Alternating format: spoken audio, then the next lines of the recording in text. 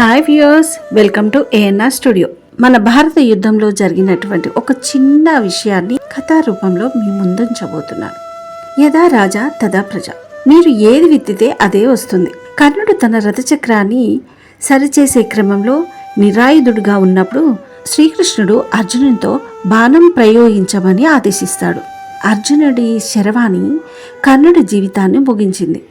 కర్ణుడు ప్రశ్నిస్తాడు శ్రీకృష్ణుని, ప్రభు, ఇది నీ న్యాయమా?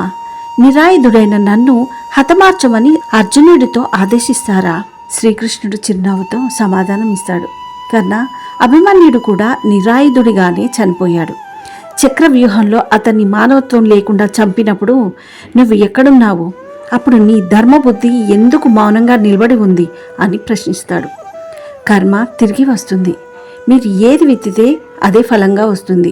నేడు మీ చేతిలో ఉన్న శక్తి ఎలా ఉపయోగిస్తున్నారో రేపు అదే మీ మీదికి తిరిగి వస్తుంది.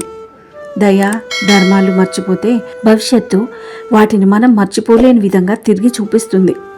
బలహీనులపై అన్యాయం చేస్తే కాలం గుణపాఠం చెప్పక మానదు.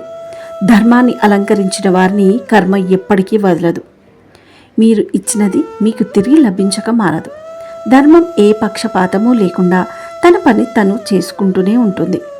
మంచిని విస్తారంగా విస్తరించండి, ఎందుకంటే నిజాయితీ, నిస్వార్థత అనేవి జీవితంలో మిమ్మల్ని ఎప్పటికీ గౌరవింపజేస్తాయి.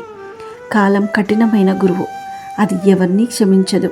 కర్మ ఒక దివ్య సూత్రం, అది మనకు న్యాయం చేసే రోజు నిన్ను నన్ను కూడా వదలదు. ఇదే కర్మ సిద్ధాంతం.